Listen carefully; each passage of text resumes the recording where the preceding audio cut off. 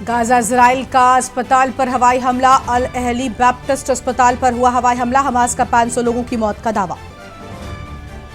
तमिलनाडु की 2 पटाखा फैक्ट्रियों में धमाके, 11 की मौत, 2 गांवों में हादसा। सीएम का मृतकों के परिवारों को 3-3 लाख मदद का ऐलान।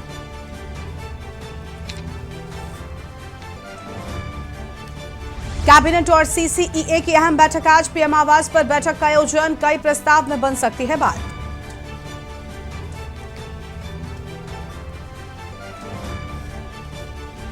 गृह मंत्री अमित शाह का जनजातीय युवाओं से करेंगे संवाद। जनजातीय युवा एक्सचेंज कार्यक्रम में होंगे शामिल। शाम 5 बजे भारत मंडपम में होगा कार्यक्रम।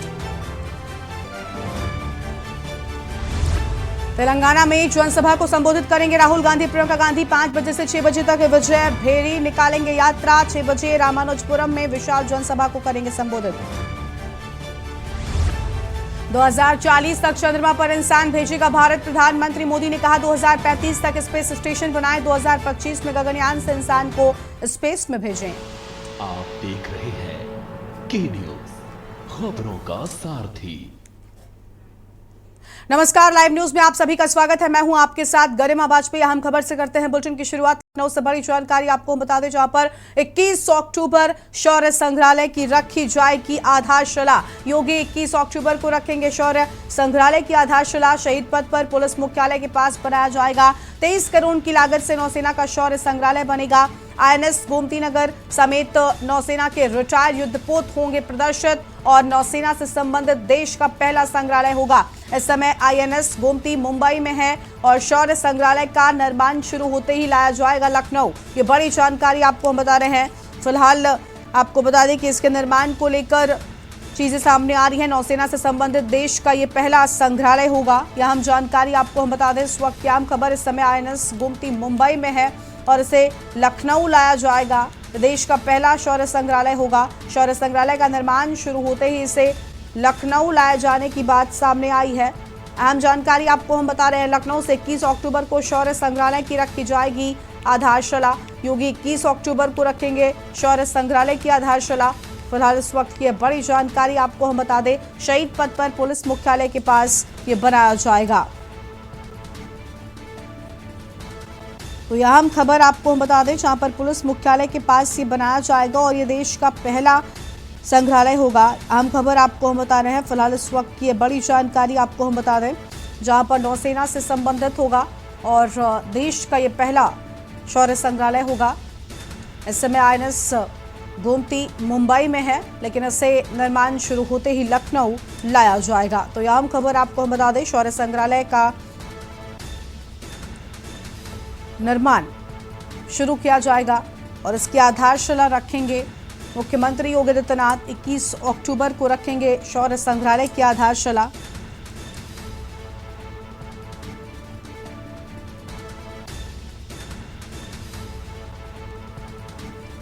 तेईस करोड़ की लागत से नौसेना का शौर्य संग्रहालय बनेगा। आईएनएस गोमती समेत नौसेना के रिटायर्ड युद्धपोत इसमें प्रदर्शित किए जाएंगे। आम खबर, नौसेना से संबंधित देश का पहला संग्रहालय होगा। तो नौसेना से संबंधित देश का पहला संग्रहालय होगा। फिलहाल इस वक्त ये बड़ी जानकारी आपको हम बता रहे हैं।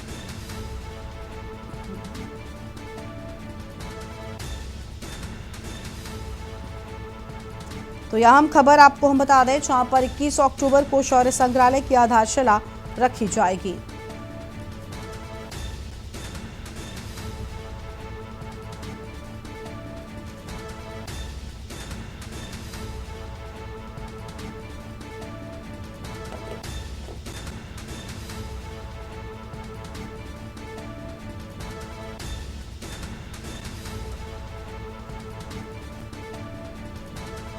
तो यह हम जानकारी आपको हम बता दें, जहां पर नौसेना से संबंधित देश का पहला संग्रहालय होगा। राज्यपाल आनंदीबेन पटेल का आज से 2 दिवसीय मेरठ दौरा है।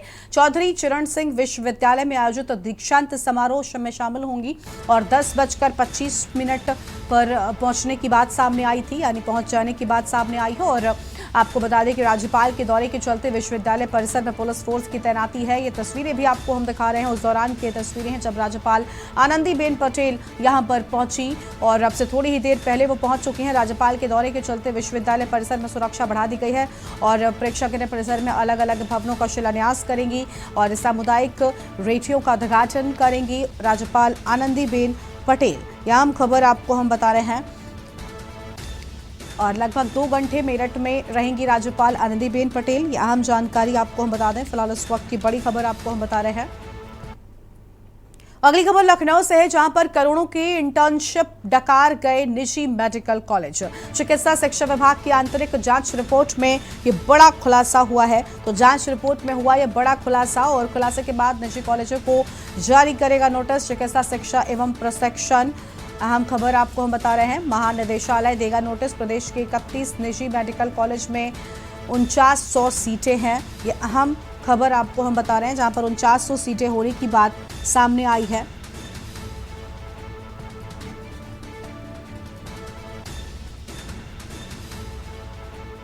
तो यह हम जानकारी आपको हम बता दें, जहां पर चिकित्सा शिक्षा एवं प्रशिक्षण महानिदेशालय की ओर से ये चीजें सामने आई हैं और इस वक्त की बड़ी जानकारी आपको हम बता रहे हैं। प्रदेश के निजी विद्यालयों से जुड़ी अहम खबर आपको हम बता दें।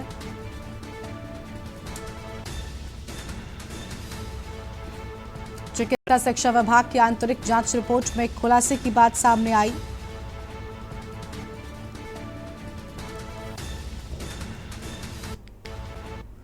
और आगे बढ़ेंगे खबरों की ओर। लखनऊ से अगली खबर आपको हम बता दें, जहां पर डेंगू के प्रकोप ने एक और मरीज की जान ले ली है। डेंगू के प्रकोप ने एक और मरीज की जान ले ली। आम खबर आपको हम बता दें। और मोहनलालगंज के सिसेंडी गांव में डेंगू के प्रकोप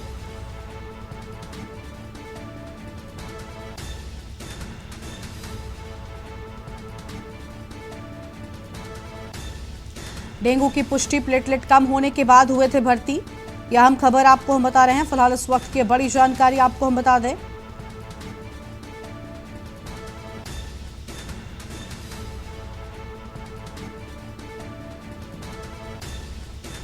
डेंगू से हो रही मौतों को नहीं मान रहा चिकित्सा विभाग। बढ़ रहे डेंगू के मामले से कोहराम मचा हुआ है। फिलहाल इस वक्त की बड़ी खबर आपको हम बता दें। सिसेंडी गांव में सैकड़ों लोग बुखार से पीड़ित।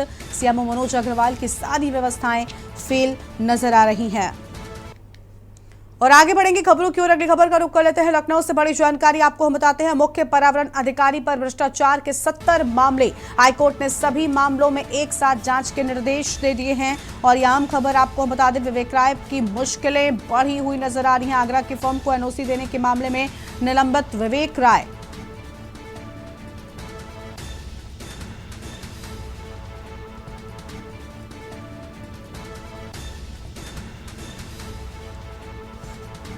तो हाईकोर्ट ने सभी मामलों में एक साथ जांच के निर्देश दे दिए हैं। इस वक्त की बड़ी जानकारी आपको हम बता दें।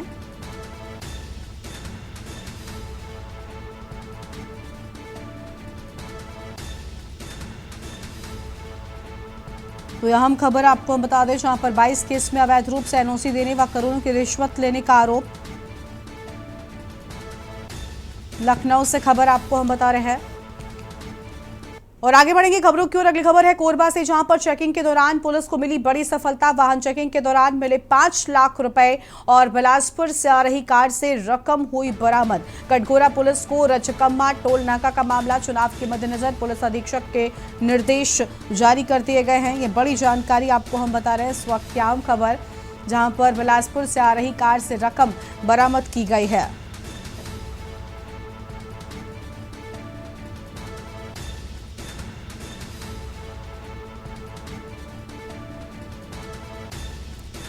तो यह हम जानकारी, वाहन चेकिंग के दौरान ये रकम बरामद की गई है। बिलासपुर से आ रही कार से रकम बरामद किए जाने की बात सामने आई है। फिलहाल इस वक्त की बड़ी खबर आपको हम बता दें।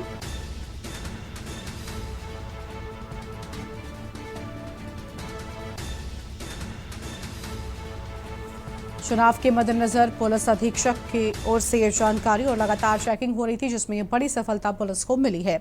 अगली खबर का रुख करते हैं रायपुर। छत्तीसगढ़ विधानसभा के अगले महीने नवंबर में होने वाले आम चुनाव को लेकर मतदाता क्या सोचते हैं, प्रदेश में किसकी बनेगी सरकार, इसको लेकर रायपुर ब्यूरो चीफ राजीव मिश्रा ने आम जनता से बातचीत की है और रुझान समझने का प्रयास किया है, वो आपको दिखाते हैं। विधानसभा चुनाव की तैयारियां जोरों पर हैं और हम यहां पर अभी मैरिन ड्राइव रायपुर के एक ऐसे स्पॉट पर खड़े हैं जहां पर लोग की आवाजाही बहुत ज़्यादा होती है। हम बारी बारी से यहां पर युवा भी हैं, बुजुर्ग भी हैं, सारे मतदाता हैं। हम उन्हीं से जानना चाहेंगे कि यहां पर अब की बार किसकी सरकार, ये हम उनसे मतदाताओं से जानना चाहते हैं। बताइए कैसे कुछ ऐसे सिचुएशन में उनका डिसीजन अच्छा नहीं लगा है जिससे लोग काफ़ी असंतुष्ट है। 15 साल भाजपा ने शासन किया। हाँ, शासन किया, लेकिन बहुत सारा जो इंफ्रास्ट्रक्चर जो डेवलपमेंट में था वो कई सारा चीज़ जो है रुका हुआ है। 4-5 साल से सेम पोजीशन पे दिख रहा है। की सरकार आएगी? हमको लगता है बीजेपी रमन सिंह जी आएंगे। बीजेपी की सरकार आएगी। क्या बात है, बीजेपी, सारे लोग बीजेपी कर रहे हैं क्योंकि बीजेपी अच्छी काम कर रही है केंद्र से लेकर राज्य सरकार में। ऐसा देखने से अभी डिसाइड नहीं कर सकते हम लोग, है ना। वो हो सकता है कि माइट भी भाजपा बन सकता है, माइट भी हो सकता है कि कांग्रेस भी। आपने तो विचार बनाया होगा ना कि भाई मुझे किसकी सरकार बनानी है। देखिए, जब तक फाइनल रिजल्ट नहीं आता कोई डिक्लेरेशन नहीं होता है। यार मेरा आधार कार्ड खा के बैठा ओरिजिनल, साइकिल के लिए बोला, साइकिल भी नहीं दिया। नमस्ते चौक से लेटर भी लेके गया, आज़ाद ढेबर को दिया, वहाँ अमरनाका में अभी तक साइकिल भी नहीं मिला, न मेरा आधार कार्ड भी नहीं मिला। आरोप है कि महापौर रायपुर के आज़ाद ढेबर इनका आधार कार्ड ही खा गए। ऐसे मतदाता भी हैं यहाँ पर, लोगों का जो गुस्सा उनके ऊपर फूट पड़ रहा है। बलरामपुर जिले के रामानुजगंज शहर में दिनदहाड़े शंभू ज्वेलरी शॉप से उठाईगिरी की घटना को अंजाम दिया गया, जिसमें शहर में सनसनी फैल गई। रामानुजगंज पुलिस के मुताबिक घटना में 4 लोगों के शामिल होने की आशंका है। सभी चेकपोस्ट और मुख्य मार्गों पर चेकिंग अभियान चलाकर वाहनों की सघन जांच की जा रही है। सीसीटीवी फुटेज के आधार पर पुलिस आरोपियों की पहचान में जुट गई है। सभी वाहनों की बारीकी से तलाशी ली जा रही है। पुलिस के एक तरफ से दावा किया जा रहा है कि जल्द ही इस घटना में संलिप्त सभी आरोपियों को गिरफ्तार कर लिया जाएगा। दुकान खोलने के लिए आई हुई थी, साथ में अपनी ज्वेलरी भी लेके आई हुई थी। उसी समय कुछ लुटेरे आए, जिसमें 2 बाइक में 4 लुटेरे दिख रहे थे। उन्होंने जो बैग है ज्वेलरी से भरी हुई उसको छीन कर भाग गए हैं। अभी जो प्रारंभिक हमारी विवेचना है उसके आधार पर ये झारखंड की ओर भागे हुए हैं, जिसकी हम पता तलाश कर रहे हैं। लगभग जो अभी 9.5 लाख के आसपास का जो ज्वेलरी है वो पता चला है। जो सीसीटीवी कैमरा सामने आया है उसमें 2 बाइक में 4 व्यक्ति दिख रहे हैं जिन्होंने लूट की घटना को अंजाम दिया है। आयोग के निर्देश के बाद बिलासपुर पुलिस अधीक्षक संतोष कुमार सिंह के निर्देश पर अतिरिक्त पुलिस अधीक्षक राजेंद्र जायसवाल, नगर पुलिस अधीक्षक और आईपीएस पूजा कुमार के मार्गदर्शन में थाना सरकंडा क्षेत्र स्थित टेलीफोन एक्सचेंज रोड राजकिशोर नगर में आकस्मिक चेकिंग पॉइंट लगाया गया, जहां थाना प्रभारी जयप्रकाश गुप्ता के नेतृत्व में चेकिंग के दौरान एक निजी वाहन से 7 लाख रुपए मिले, जिसके संबंध में मौके पर कोई वैध दस्तावेज पेश न करने पर उक्त राशि को जब्त किया गया। बता दें कि आगामी विधानसभा चुनाव के मद्देनजर लगातार चेकिंग की जा रही है और उसी के साथ यह अभियान जारी है। आगामी विधानसभा चुनाव के मद्देनजर तथा वरिष्ठ अधिकारियों द्वारा दिया गया दिशा निर्देशों के परिपालन में थाना सरकंडा से एक टीम चेकिंग हेतु थाना क्षेत्र में रवाना की गई थी। उक्त चेकिंग टीम के द्वारा बहतराई चौक सीपत रोड के पास से एक वाहन में 8 लाख रुपए संदिग्ध हालत में मिलने पर इसे जब्त किया गया। इसी तरह पुलिस टीम के द्वारा टेलीफोन एक्सचेंज आरके नगर थाना सरकंडा क्षेत्र में 7 किलो चांदी को चेकिंग के दौरान जब्त किया गया। इसमें वाहन चालक एवं चांदी जिसके कब्जे में था उसके द्वारा किसी भी तरीके का कोई वैध दस्तावेज प्रस्तुत नहीं किया गया। इसी तरह पुलिस टीम के द्वारा लगरा सीपत रोड में आरटीओ कार्यालय के पास भी चेकिंग के दौरान 7 लाख रुपए संदेह के आधार पर जब्त किया गया है।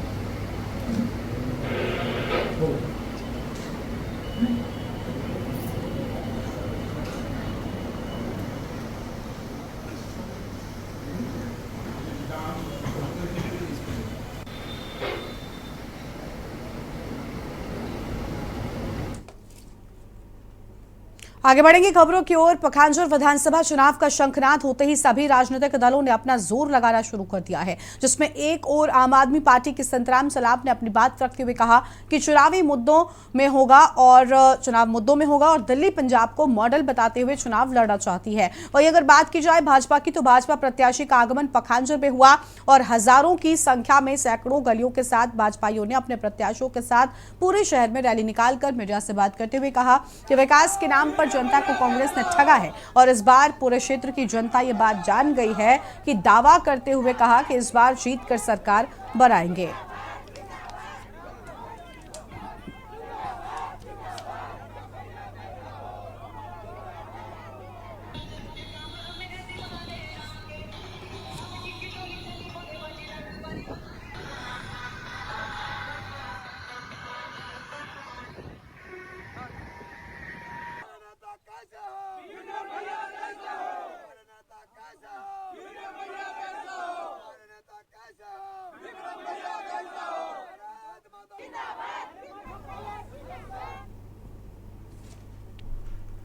मध्य प्रदेश से खबर है, जहां पर कैलाश विजयवर्गीय का वीडियो वायरल हुआ है। आसाराम बापू की फोटो पर फूल चढ़ाते नजर आए हैं।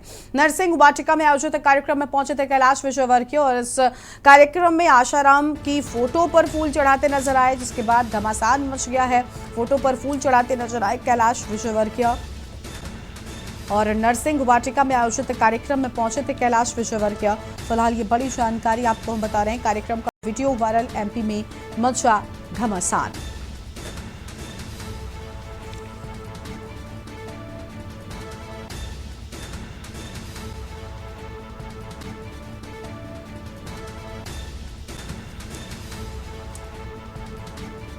तो यह हम खबर आपको हम बता दें, जहां पर नरसिंह वाटिका में आयोजित कार्यक्रम में पहुंचे थे कैलाश।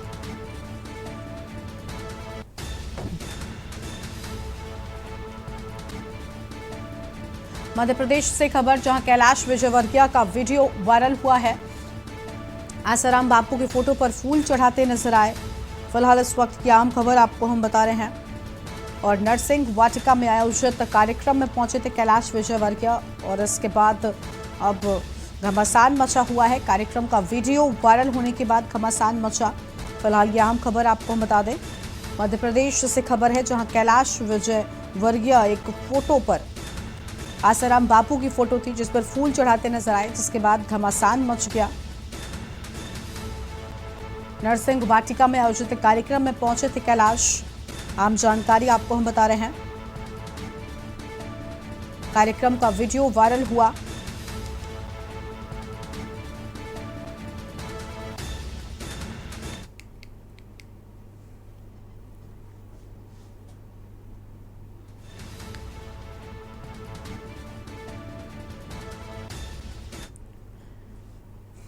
गुरदासपुर शहर में झपट्टे और लूट की वारदातें लगातार बढ़ती ही जा रही हैं। ताजा मामला गुरदासपुर के बहरामपुर रोड से सामने आया है, जहां पर बस का इंतजार कर रहे एक छात्र अंशु से मोटरसाइकिल सवार दो युवकों ने उस समय फोन छीन लिया जब वो अपने घर पर किसी से बात कर रहा था। मोटरसाइकिल लुटेरे जब फोन छीनकर भाग गए तो छात्र ने किसी अन्य मोटरसाइकिल सवार का सहारा लेकर लुटेरों को पकड़ने के लिए उनका पीछा किया और 3 किलोमीटर दूरी पर जाकर मोटरसाइकिल सवार दोनों लुटेरों को पकड़ भी लिया। और पकड़े गए लुटेरों की पहचान मनजिंदर सिंह और इंद्रजीत सिंह वासी गांव नूरपुर के तौर पर हुई है। Baljinder Singh in charge PCR Gurdaspur. सानू एक फोन ते इतलाह मिली थी कि कितों बहरामपुर रोड तो किसी का मोबाइल फोन खोया गया ते साडे पीसीआर के जवानों ने उन्हों का पिछा करके ते उन्होंने फड़ लिया। उन्होंने को एक मोबाइल ते एक मोटरसाइकिल जिहड़ा वो रिकवरी कर ली है ते थाने असीं लै आंदे जी। अगों किन्ने जाने सी? वो 2 जाने सी। होर भी कुछ बरामद होया उन्होंने को एक मोबाइल ही होया जी अजे फिलहाल ते एक मोटरसाइकिल है जी। वो असीं इन्हां नूं फड़िया दिल्ली पब्लिक स्कूल के लागे जी। अगों पुछगिछ जारी है जी। जो भी अगे कार्रवाई की जाएगी वो आप दे ध्यान विच लिआंदी जाएगी। नजदीक सनौर प्राचीन काली माता मंदिर में नवरात्रों को लेकर माता रानी के भक्त दूर दूर से महामाई की हाजिरी लगाने के लिए पहुंच रहे हैं। सुबह और संध्या के समय महामाई की आरती की जाती है, जिसमें दूर दूर से भक्तजन महामाई की भरतिया पहुंचकर माता रानी का आशीर्वाद प्राप्त कर रहे हैं। मंदिर के पुजारी पंडित तुलाकांत झा ने कहा कि मां काली की कृपा से अगर कोई यहां पर पहुंचता है तो उसकी हर मुराद पूरी होती है।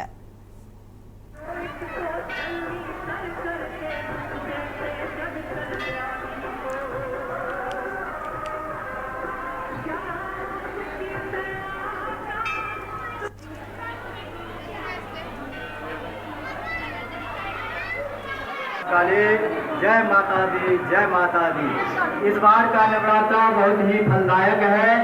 पूरे 9 नवरात्रे हैं। आज जो है तीसरा नवरात्रा है। प्रथमं शैलपुत्री च, द्वितीयं ब्रह्मचारिणी, तृतीयं चंद्रघंटेति, कुसुमांडेति चतुर्थकम। आज जो है चंद्रघंटा की पूजा है। महामाई की आज चंद्रघंटे के रूप में पूजा होती है। और इस नवरात्रे में जो मनोकामना लेकर के इस मंदिर में आते हैं, महामाई महाकाली उनकी मन्नत को पूरा करती है, मनोकामनाएं को पूरा करती है। और इसी बीच लखनऊ से एक अहम जानकारी सामने आ रही है। लखनऊ से खबर का रुख कर लेते हैं। अहम खबर आपको हम लखनऊ से बताते हैं, जहां पर एनएसए एडवाइजरी बोर्ड में पेश होगा अब्बास अंसारी। लखनऊ से बड़ी जानकारी आपको हम बता दें, जहां पर अब्बास अंसारी पेश होगा और चित्रकूट पुलिस ने लगाया है अब्बास पर एनएसए। चित्रकूट पुलिस की ओर से अब्बास पर एनएसए लगाया गया है। यह अहम जानकारी आपको हम बता रहे हैं। हाईकोर्ट लखनऊ बेंच से जुड़ी अहम खबर आपको बता दें, एनएसए लगाए जाने पर अपना पक्ष पेश करेगा अब्बास अंसारी। तो यह हम खबर आपको हम बता दें, अपना पक्ष पेश किया जाएगा और चित्रकूट पुलिस ने लगाया है अब्बास पर एनएसए। तो चित्रकूट पुलिस की ओर से अब्बास पर एनएसए लगाया गया है। फिलहाल इस वक्त की बड़ी जानकारी आपको हम बता रहे हैं।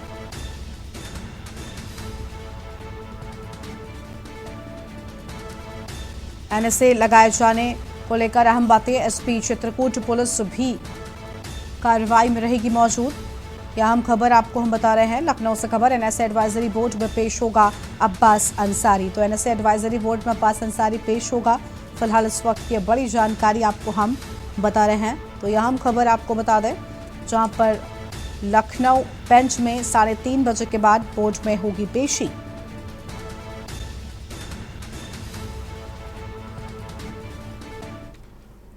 और अगली खबर लखीमपुर खीरी से आपको हम बताते हैं। इस बीच एक बड़ी जानकारी लखीमपुर खीरी से सामने आई है, जहां पर बाढ़ पीड़ित ग्रामीणों का प्रदर्शन देखने को मिला है। तो बाढ़ पीड़ित ग्रामीणों का प्रदर्शन देखने को मिला। ग्रामीणों ने किया अनिश्चितकालीन धरना प्रदर्शन।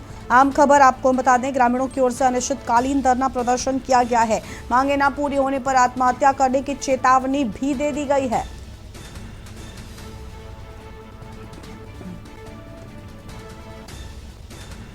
तीन तहसीलों के 42 गांव को प्रशासन ने डूब क्षेत्र घोषित किया है।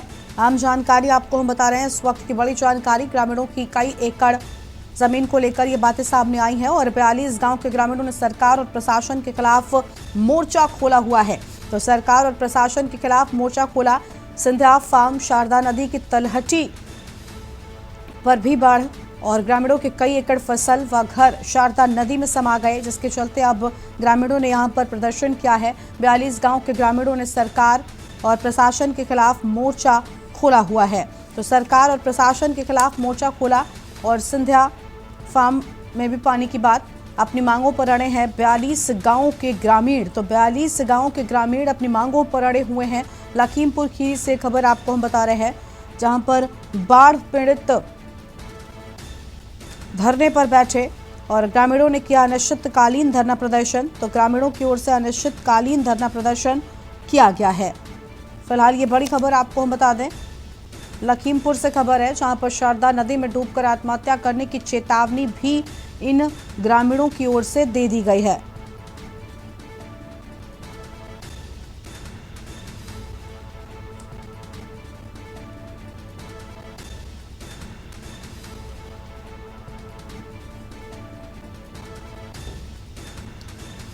तो फिलहाल यह आम खबर आपको बता दें, जहां पर सिंधिया फार्म, शारदा नदी की तलहटी पर प्रदर्शन जारी है। यह आम खबर आपको बता दें। और इसी खबर पर अधिक जानकारी के लिए हमारे साथ में विनीत गुप्ता लखीमपुर से जुड़ चुके हैं। विनीत, 42 गांव के ग्रामीणों ने सरकार प्रशासन के खिलाफ मोर्चा खोल दिया है। गांव में ग्रामीण बाढ़ से परेशान थे। पूरी जानकारी क्या है? फिलहाल सरकार की ओर से क्या प्रतिक्रिया आई है? और कटान के कारण हमारे यहाँ लखीमपुर खीरी जिले में 5 तहसीलें सदैव प्रभावित रहती हैं। वहीं इस बार जो है लखीमपुर खीरी की गोला तहसील और निघासन तहसील के साथ साथ सदर तहसील प्रभावित हुए, जिसमें करीब 42 गांव के ग्रामीणों को जो है बाढ़ की कटान और जो उनके घर हैं, जो फसली भूमि है, वो नदी में समा चुकी है, जिसको लेकर ग्रामीणों ने बीते दिनों आई कमिश्नर रोशन जैकब से मुलाकात की थी, उनसे बात की थी। तो रोशन जैकब के द्वारा बताया गया था कि ये जो 42 गांव हैं ये डूब क्षेत्र घोषित किए जा चुके हैं।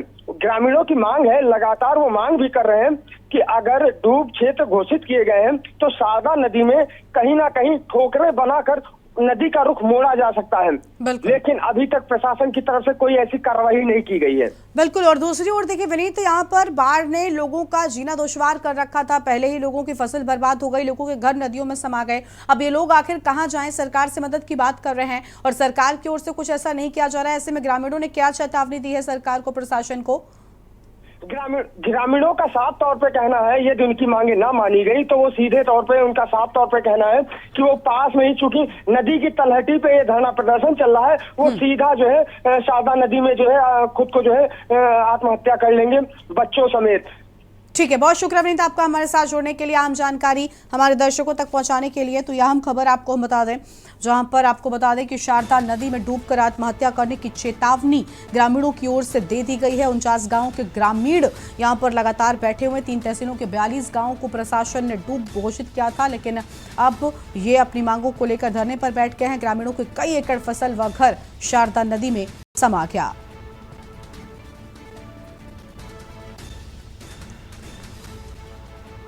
फिलहाल ये बड़ी जानकारी आपको हम बता रहे हैं। संध्या फार्म शारदा नदी की तलहटी पर प्रदर्शन जारी है।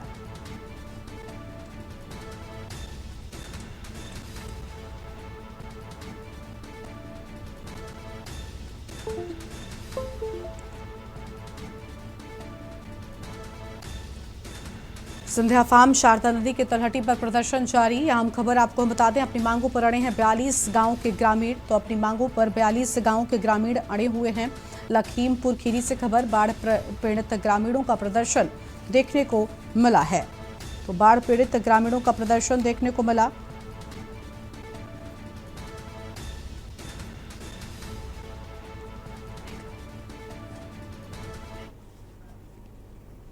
भिलाई से खबर आपको हम बताते हैं। इस बीच भिलाई से एक अहम खबर सामने आ रही है, जहां पर आज अमित जोगी की बड़ी सभा होगी। तो यह हम खबर आपको हम भिलाई से बता दें, जहां पर पदमनगर में करेंगे कार्यकर्ताओं को संबोधित। तो पदमनगर में कार्यकर्ताओं को संबोधित करेंगे और भाजपाई व कांग्रेसी कार्य करेंगे जोगी कांग्रेस प्रवेश।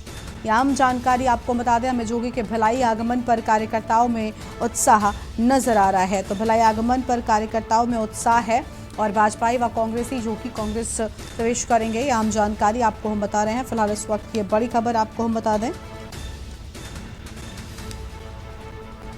और प्रत्याशी चयन पर बीजेपी कांग्रेस में बगावत पर जो कि कांग्रेस की नजर, अहिरवारा विधानसभा के बूथ में मजबूत समीकरण बनाने का प्रयास किए जाने की बात सामने आई है। ब्रेक से वापस आ रहे हैं, मैं हूं आपके साथ सुनी चौहान। रुक करते हैं खबरों का। मंगलवार को ज्वलय विधानसभा क्षेत्र के तहत ठंगर गांव में 54 लाख रुपए से निर्मित होने वाले उठाऊ पेयजल योजना के स्रोत सुदृढ़ीकरण कार्यक्रम का शिलान्यास किया गया। इस पूरी खबर से आपको रूबरू कराएंगे। इसी बीच भोपाल से बड़ी खबर सामने आ रही है, आपको बड़ी खबर से रूबरू करा दें। एमपी कांग्रेस की दूसरी सूची पर दिल्ली में मंथन है। आज की दूसरी सूची जारी कर दी गई है और इसको लेकर आज मंथन किया जाएगा। दूसरी सूची को लेकर विचार विमर्श होगा, उम्मीदवारों का ऐलान किया जाएगा। बैठक में शामिल होंगे मध्य प्रदेश के दिग्गज।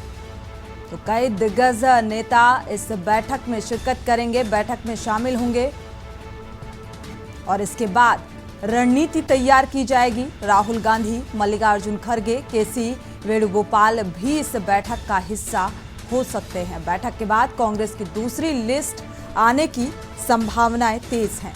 तो पहली सूची में कांग्रेस ने 144 नाम जारी किए थे और अब दूसरी सूची को लेकर मंथन जारी है।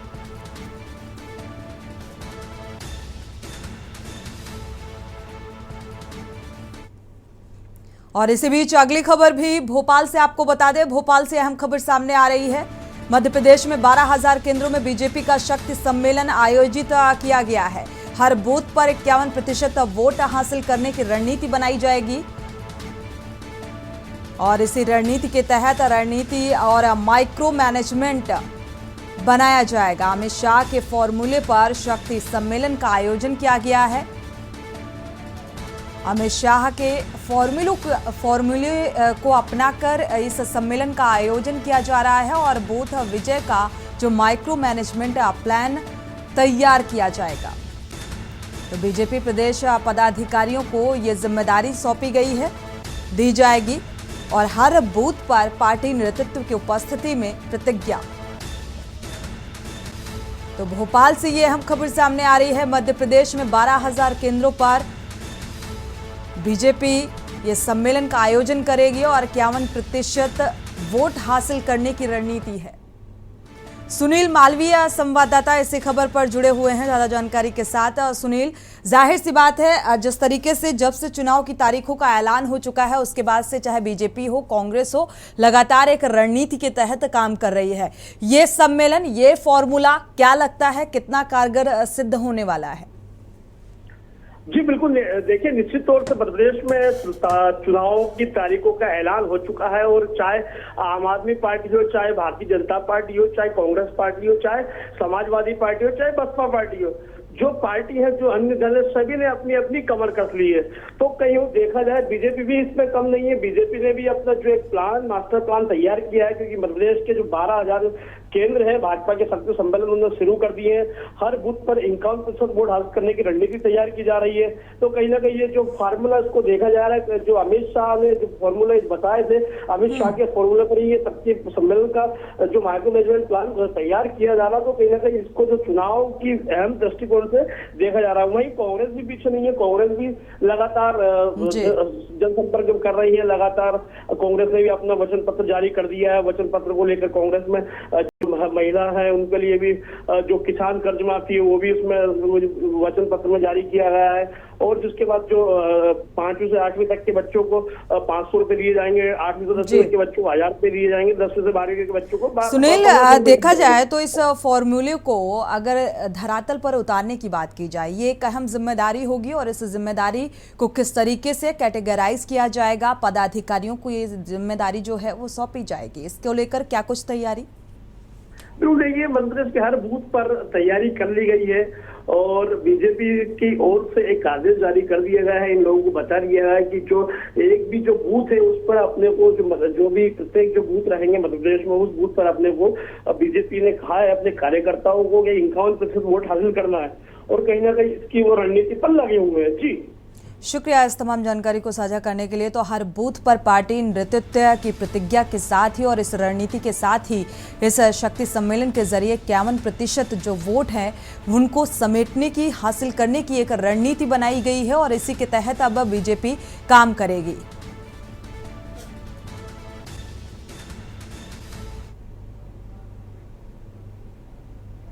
और इसी बीच भोपाल से अगली खबर सामने आ रही है। आपको बड़ी खबर से रूबरू करा दें, आज आ सकती है बीजेपी की 5वीं सूची तो जारी हो सकती है। एक तरफ कांग्रेस दूसरी सूची को लेकर विचार विमर्श और चिंतन मंथन करने में जुटी हुई है और इधर बीजेपी भी अपनी सूची को लेकर आज कुछ नामों, कुछ उम्मीदवारों का ऐलान कर सकती है। सीएम शिवराज सिंह चौहान, प्रदेश अध्यक्ष वीडी शर्मा इस बीच मौजूद रहेंगे। बाकी बचे 94 उम्मीदवारों के नाम पर चर्चा हुई है। तो दिल्ली में जेपी नड्डा के निवास पर यह बैठक बुलाई गई है। बीजेपी भी लगातार सूची को लेकर बैठक में सीएम शिवराज सिंह चौहान भी शामिल रहेंगे और नामों को लेकर विचार विमर्श किया जाएगा। प्रदेश संगठन महामंत्री भी इस बीच मौजूद रहेंगे। भोपाल से अहम खबर आपको बता रहे हैं, आज बीजेपी 5वीं सूची जारी कर सकती है। 5वीं लिस्ट जारी होगी उम्मीदवारों की। 94 उम्मीदवारों के नाम पर चर्चा हुई है।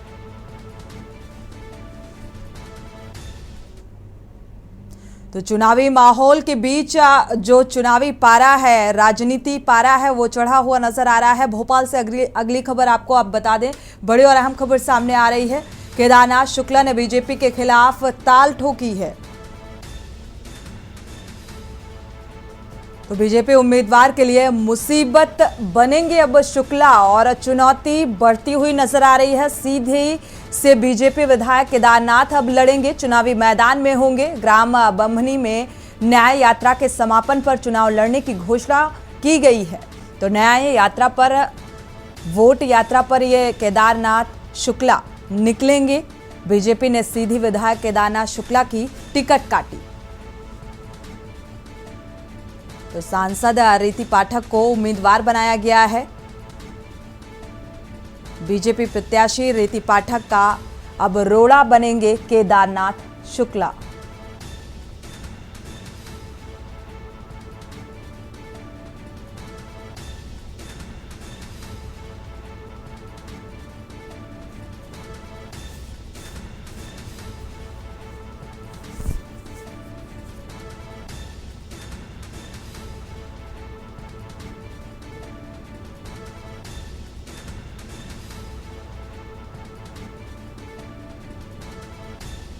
तो फिलहाल चुनावी लड़ाई काफी चुनौतीपूर्ण होती नजर आ रही है। बीजेपी ने जिस तरीके से चुनावी मैदान में रीति पाठक को उतारा है, उम्मीदवार बनाया है, सांसद हैं रीति पाठक।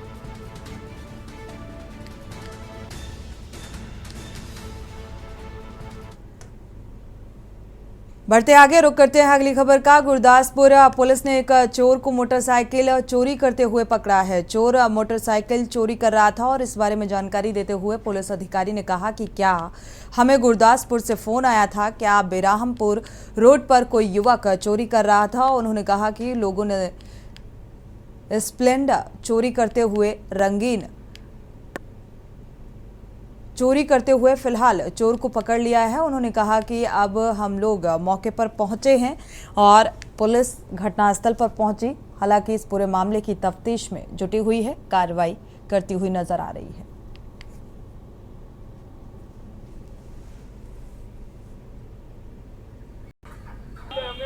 ਗੁਰਦਾਸਪੁਰ ਸਾਨੂੰ ਇੱਕ ਫੋਨ ਤੇ ਇਤਲਾਹ ਮਿਲੀ ਸੀ ਕਿ ਕਿਤੋਂ ਬਰਹਾਮਪੁਰ ਰੋਡ ਤੋਂ ਕਿਸੇ ਦਾ ਮੋਬਾਈਲ ਫੋਨ ਖੋਇਆ ਗਿਆ ਤੇ ਸਾਡੇ ਪੀਸੀਆਰ ਦੇ ਜਵਾਨਾਂ ਨੇ ਉਹਨਾਂ ਦਾ ਪਿੱਛਾ ਕਰਕੇ ਤੇ ਉਹਨਾਂ ਨੂੰ ਫੜ ਲਿਆ। ਉਹਨਾਂ ਕੋਲ ਇੱਕ ਮੋਬਾਈਲ ਤੇ ਇੱਕ ਮੋਟਰਸਾਈਕਲ ਜਿਹੜਾ ਉਹ ਰਿਕਵਰੀ ਕਰ ਲਈ ਹੈ ਤੇ ਥਾਣੇ ਅਸੀਂ ਲੈ ਆਂਦੇ ਆ ਜੀ। ਅੱਗੋਂ ਕਿੰਨੇ ਜਾਣੇ ਸੀ? ਉਹ 2 ਜਾਣੇ ਸੀ। ਹੋਰ ਵੀ ਕੁਝ ਬਰਾਮਦ ਹੋਇਆ ਉਹਨਾਂ ਕੋਲ ਇੱਕ ਮੋਬਾਈਲ ਹੀ ਹੋਇਆ ਜੀ ਜੇ ਫਿਲਹਾਲ ਤੇ ਇੱਕ ਮੋਟਰਸਾਈਕਲ ਆ ਜੀ। ਉਹ ਅਸੀਂ ਇਹਨਾਂ ਨੂੰ ਫੜਿਆ ਦਿੱਲੀ ਪਬਲਿਕ ਸਕੂਲ ਦੇ ਲਾਗੇ ਜੀ।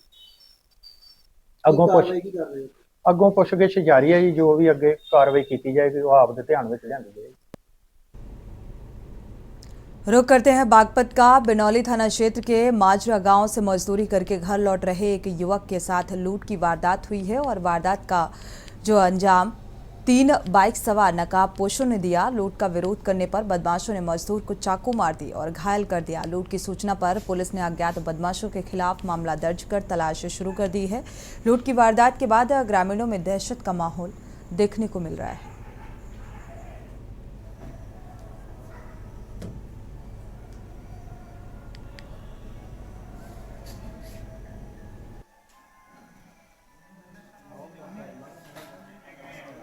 मैं काम पे से आ रहा था जी। कहाँ से? बड़े के नीचे खड़ा हुआ था जी आकर और 2-3 आदमी थे जी और उन्होंने 2 ने शराब पी रखी थी। एक तीसरा मोटरसाइकिल लेकर आया था जी, डोलता आया, उसने भी शराब पी रखी थी और पैर में कहने लगा, वो मेरे पास आया, उनको मुझे पैसे दे दो, मोबाइल दे दो। फिर मैंने पैसे दे दिए, उन्होंने निकाल के कहने लगा मोबाइल भी दे दो। मैंने मोबाइल नहीं दिया जी, मोबाइल लगा रखा था जी मैंने अपना पीछे और कहने लगा नहीं तो मार दूंगा गोली या तो मोबाइल भी दे दो। उसने चाकू निकाला जी, चाकू निकाल के साहब उसने हाथ में मार दी दोनों जगह।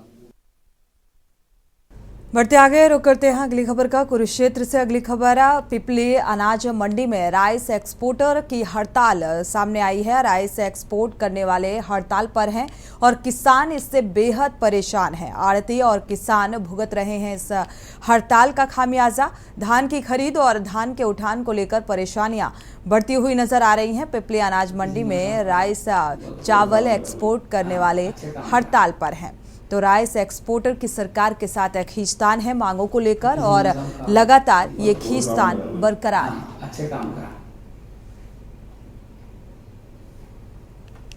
तो किसी ने सब काम करा, हाँ अच्छे काम करा।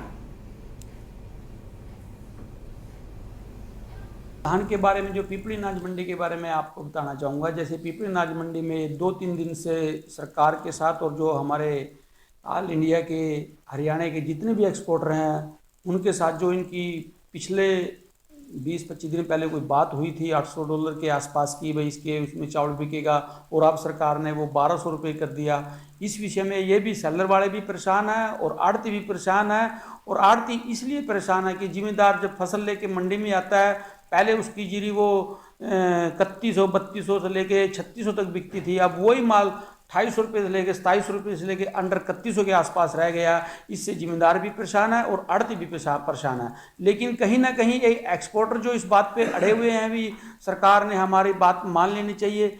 मेरे विचार में सरकार ने कहीं ना कहीं सेलर वाले एक्सपोर्टरों के साथ मिल बैठकर कहीं ना कहीं इस मुद्दे को सुलझा लेना चाहिए, नहीं तो इस मुद्दे के ऊपर किसानों का बड़ा भारी नुकसान होने जा रहा है। क्योंकि रुक करते हैं खबरों का। सांसद नायब सैनी ने कहा है कि जहां मनोहर सरकार आमजन की सरकार है और पोर्टल के माध्यम से अंतिम पायदान तक लोगों को फायदा पहुंचा रही है, जबकि कांग्रेस का ये कहना है कि पोर्टल को आते ही हटा देंगे, भ्रष्टाचार को जन्म देना ही होगा। और उन्होंने ये भी कहा कि पिछली सरकारों ने समस्याएं पैदा की, जबकि मनोहर सरकार दिन रात समस्याओं का समाधान कर रही है। उन्होंने कहा कि कांग्रेस ने झूठ बोलकर राजस्थान में सत्ता हथियाई, लेकिन किसानों का कर्ज 5 वर्षों में माफ नहीं हुआ, जबकि उनकी जमीन कुर्क हुई। 4500 किसानों ने आत्महत्या भी की, क्योंकि उन लोगों ने कुछ दिया नहीं। अगर नरेंद्र मोदी और मनोहर लाल जी कुछ कर रहे हैं तो उसको इस प्रकार से बदनाम करके वो झूठी सत्ता हथियाना चाहते हैं। मैं आपको बताना चाहता हूं, अभी विधायक जी ने भी बातों की चर्चा की है, लोगों के हित में काम कर रही है। मैं धन्यवाद करना चाहूँगा। मैंने बहुत सारी ऐसी योजनाएं, चाहे आयुष्मान कार्ड की थी, चाहे वृद्धा पेंशन की थी, या किसी और की BPL की समस्या थी, उन समस्याओं के बारे में मैंने लोगों से सीधा रूबरू बात की है। काली रणों के अंदर आप लोगों ने देखा भी है कि क्या क्या लाभ सरकार दे रही है, ग्राउंड के ऊपर लाभ मिल रहे हैं, गाँव के बीच में बैठ कर बात की है। और इसी प्रकार से जनसंवाद के कार्यक्रमों के अंदर हम लोगों को बताने का काम करते हैं, क्योंकि विपक्ष ये दुष्प्रचार करता है कि ये तो पोर्टल की सरकार है, हम आएंगे पोर्टल को हटा देंगे। ये कांग्रेस के लोग, ये भ्रष्टाचार की जननी है, भ्रष्टाचार को जन्म देने की बात करती है। पोर्टल हटाने का मतलब कि भ्रष्टाचार को जन्म देना और उसके माध्यम से अपनी जेब को गर्म करना, ये इनका ध्येय है। परंतु जब से नरेंद्र मोदी जी और मनोहर लाल जी बैठे हैं, किसी भी व्यक्ति को ना भ्रष्टाचार करने देंगे, ना भ्रष्टाचार होगा। आम जन के लिए काम कर रहे हैं, आम जन तक सुविधाएं पहुंचे, उसके लिए हमारी सरकार कटिबद्ध है। बढ़ते आगे, कनीना के गांव धनौदा में एक युवक के नहर में गिरने की संभावना को लेकर प्रशासन लापता युवक की नहर में तलाश करने में जुटा हुआ है। गोताखोर की टीम ने नहर में सर्च अभियान चलाया, लेकिन 24 घंटे बीतने के बाद भी लापता युवक का कोई सुराग नहीं लग पाया है। मौके पर प्रशासन के साथ साथ नायब तहसीलदार हरिओम बतौर ड्यूटी मजिस्ट्रेट वहां पर मौजूद हैं। गाँव धनौदा के पूर्व पंच ने बताया कि हमें बीते कल दूरभाष पर सूचना मिली कि युवक नहर में गिर गया, तो ग्रामीण मौके पर पहुंचे और नहर में युवक की तलाश शुरू कर दी। मोटरसाइकिल भी नहर के पास खड़ी मिली। जब हमने इसकी तलाश शुरू की तो नहर के किनारे युवक के स्लीपर और मोबाइल बरामद हुए। ग्रामीणों ने तुरंत पुलिस को सूचना दी। पुलिस और प्रशासन मौके पर पहुंचा। नहर में पानी कम करवाया गया और मौके पर ग्रामीणों के द्वारा मधुबन से SDRF की टीम को मौके पर बुलाया गया। 24 घंटे बीत जाने के बाद भी अभी तक युवक बरामद नहीं हुआ।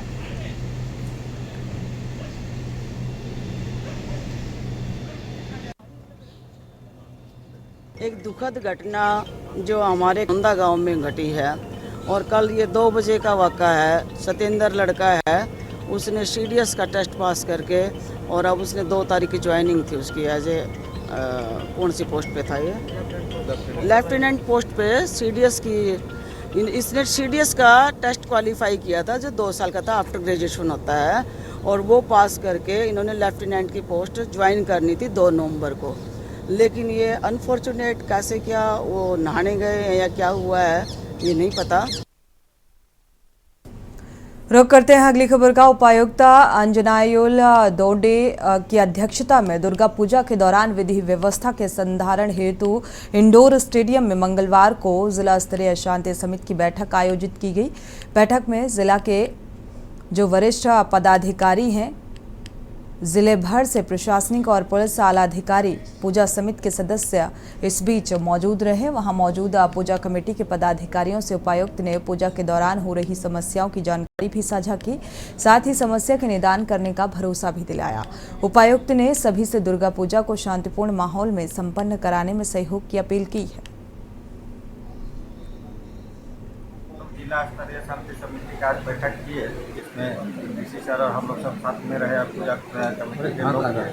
उन लोगों के लिए कि काफ़ी ये जो हर्षोल्लास के साथ मनाया जाता है, इसके लिए हम लोग उनको बधाई दी और साथ ही साथ प्रशासन का सहयोग करने के लिए बोले। इसमें 2-3 बातें हम लोगों ने कहा है कि पुरुष और महिलाओं का अलग अलग प्रवेश और निकास द्वार के बनाएं और फायर के बचाव के लिए जो इक्विपमेंट वो रखेंगे और साथ ही साथ 10-10 वॉलेंटियर हम लोग को देंगे जो हम लोग का सहयोग करेंगे। और जो रूट चार्ट और 1 वे और नो एंट्री हम लोग बनाए हैं प्रॉपर, वो पूरी मीडिया और आप लोग के माध्यम से हम लोग प्रचारित और प्रसारित करेंगे। और विसर्जन के दौरान जो विशेष तौर पर हम लोग देखेंगे कि जो वैसे गाना जो किसी संप्रदाय की भावनाओं को आहत करते वैसे म्यूजिक ना बजाए और जो भी गाना बजेंगे और वो पहले से हम लोग को सुना दिया जाएगा, उसका लिस्ट हम लोग के पास रहेगा, वो देने का बोलेंगे। औरंगाबाद का रुख करते हैं। औरंगाबाद में सोमवार को बिहार के पूर्व मंत्री सह बीजेपी के वरिष्ठ नेता और समाधार सिंह ने अपनी ही पार्टी के औरंगाबाद सांसद सुशील कुमार सिंह के खिलाफ मोर्चा खोल दिया है। प्रेस वार्ता के माध्यम से ऐलान किया है कि यदि पार्टी ने वर्तमान सांसद को फिर से टिकट दिया तो उन्हें हराने का काम करेंगे।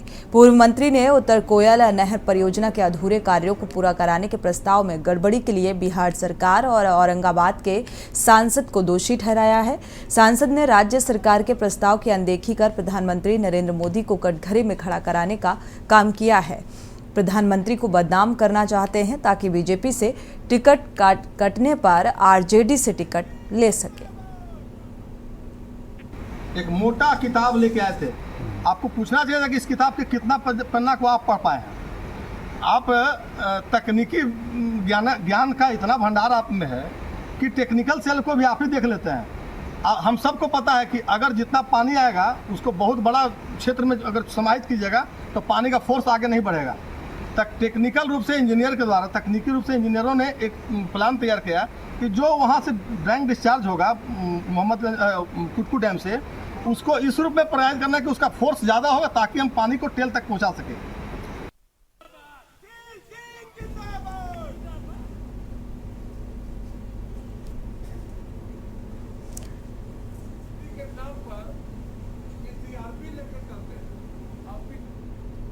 इसी के साथ बुलेटिन में फिलहाल बस इतना ही। आगे खबरों के लिए आप देखते रहिए के न्यूज़ इंडिया।